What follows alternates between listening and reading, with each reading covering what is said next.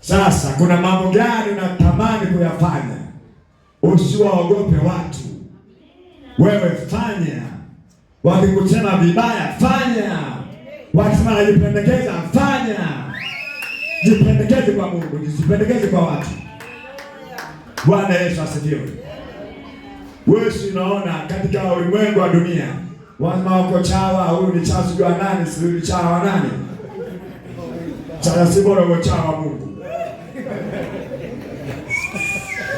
Sababu ukinyonya damu ya Mungu, kwanza haina virusi, haina mauti, imejaa mafanikio, imejaa uzima. Kona neng'enia kama kupe kwenye ng'ombe. Wewe neng'enia tu nyonya tu kwa kwenda mbele. Tunakwenda sambamba. Fanya kazi ya utumishi. Usifichame. Unasikia mzigo ndani. Fanya. Nazungumza juu ya kujenga nyumba ya Mungu. Toa kipawa chako. Fanya kwa kadri Bwana kuwezesha. Bwana Yesu asifiwe. Jitambulisha, wajulisha watu kwamba mimi ni mtumishi wa Mungu. Unapotembea popote, waambie mimi ni mtumishi wa Mungu. Bwana ameniita na Bwana amenipaka mafuta.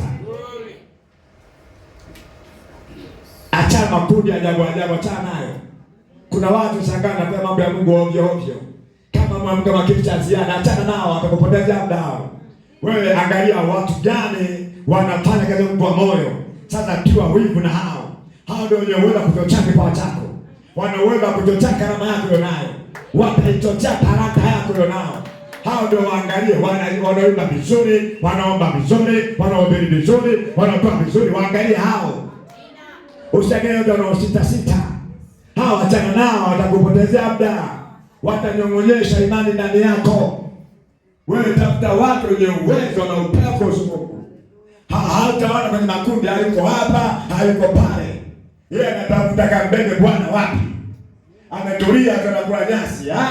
Yani kama kuna mambo ya kufanya, ametulia na kula nyasi. Bwana tunda katolea. Anangoja kazi. Bwana atanihitaji wapi leo?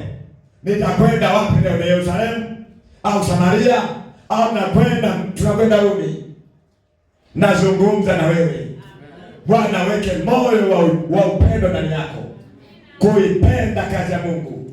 Upendo wa Mungu atubidiisha.